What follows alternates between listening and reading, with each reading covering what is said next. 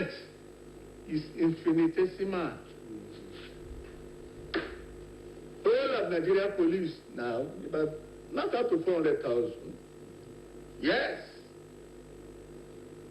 And look, Egypt, with a population of 100 million, they have 1 million policemen.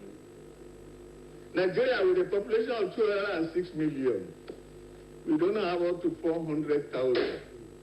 So, because in those days, we used to have police station, police post, village police post, so that at least everything will be sent on the lowest place. So, very, very important. And I was saying it, the strength should be increased. Thank you, sir. Ma'am, I hope I said that the strength is not enough. Then I hope you can testify to that one. Then can we say that with the little number of our police we have in Nigeria, they are not doing enough because it is not their fault? Police is doing tremendously well. I can say, you know the reason why I say this. Even what we are achieving in this country, if it were to be other countries, they will not achieve as much. Because with the little thing that we have, I can say we are just working with our blood. We are working with our blood. Because you will see that if you go to, like me, I've been to 2 missions, like foreign missions, like peacekeeping missions. I've been to Haiti in 2006, 2005, 2006, and I've been to Somalia, that I just came back from, like 2019 to 2020.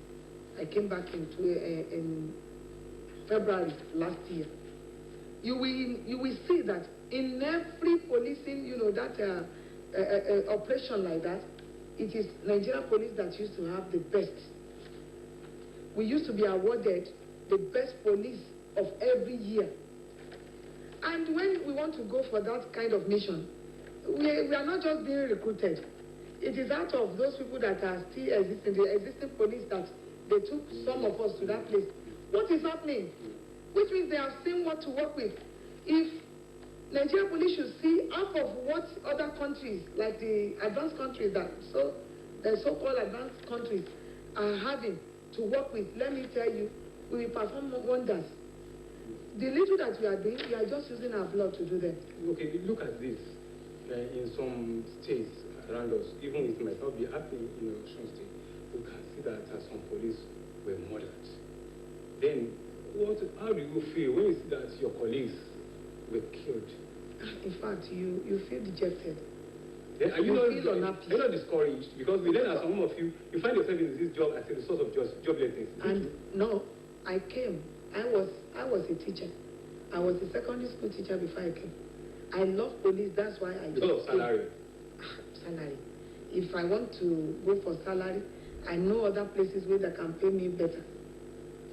I know of places where I can fit in with my certificate, and I'm paid and have a good pay. Then how do you feel with I your just colleagues? love this job. I have passion for the job, and I came and that's why you see me. I can fit in anywhere, because that is my job. That is what I love. I even said it sometimes ago on this program that if I had not been a police, I don't know what I would have done. Because I so much love police that some people were saying that I can even be wearing uniform as my pajamas to sleep. I love it to that extent. What I want to say is that anytime you see your mates, your colleagues being murdered, being maimed, you will feel discouraged. And it used to happen in many cases. And that is why you will see, after each thing of that nature, I used to go to different stations, police divisions, to sensitize our people. And to give them courage. To give them courage, to encourage them. And that is what the reason why you are seeing the way that Osun State Police are working. I remember during your own time, there was nothing like that, killing of police, you were threat to any threat. Am I communicating? No. Then how do you compare time and this time? There is any system of police is very challenging. Yes, it used to occur, but the feeling of nationalism is there. The feeling of devotion is there. As she has said, those we sent on peacekeeping and so, when you get there, you have all the paraphernalia. That's why I'm confirming they excel. Nigeria police, they excel because they have all the paraphernalia to do the job. And the commitment is there, the discipline is there. So when you compare Yes. the arms in the hands of the tormentors, the bully, the gang, Yes. compare it to that of your boys. Yes. You can see that it's as if that of the gang is superior than that of the boys. Then, Eve, how do you feel? How will you advise? That is what I'm saying now. One, the strength is infinitesimal. You know what I mean by infinitesimal? The equipment. That was where I said, when we perform outside, you want to have all the paraphernalia. The reverse is the key here. And that is why we used to excel in those. And we are still excelling. Because when you have all the tools, okay, like now, a divisional police officer, at least you have enough men. Like in the emergency, there's emergency, you have the standby men, you have the equipment for them. If you want to move, you have this, you have that, you have enough drivers, enough, so if there is any urgency, call up, you move. You have everything. Not that, no petrol. No petrol. So that The operation was going on. Thank you. So, and that is why I say, apart from the strength, which is infinitesimal, I'm still maintaining that word. Equipment. Then, the morale of the men. You are talking of someone losing his life now. Someone who says, I want to serve my country with so. If you know what regimentalism is, and I'm happy to be brought up regimentally. Because you have to marry yourself to the job. It is not easy. But have most of the things, if you cannot have all, how will it be? You go to a divisional police officer now, you report a case. We want to so. Okay. How do we? Okay. Where is that place? It's so. Driver. You will not say, there will be enough vehicle. There will be enough petrol. Do we have it? Do we have everything? Well, look, I retired 19 years ago. Because you can still see what is happening. He will tell you. It is a man who is wearing the shoe that knows how the shoe is pinching. So it is not easy. It's not easy. So I like it as passage to you. Yes, the materials, the equipment. When you compare it to how you should have it, then you see it's something that you can reason about. It's nothing to write home about. Then who is Compared to what we used to see then. Let me tell you, like Elijah has said, he has rightly said it. In fact, I love it when he was talking. I love it very well. because he knows everything. He knows everything about the job. You know, if you will see that the performance that the Nigerian police men are performing, if they should go to anywhere in the world with equipment, you will see how they will perform wonders. I used to look at it, but people are going there, they are seeing what others are having. Why can't we have such? And that is... You will not be able to talk to the government. Sir, I want you to talk to the government. Thank you. Let me say it for the obtained time. I said it in this studio. It was one of you or two that were asking me, how will I advise the president about this, banditry, robbery, and so and so? Then I said, strength is important. Then I was talking of CCTV, yes. Closed circuit television. And drone. I'm coming to that. It's step by step. Okay.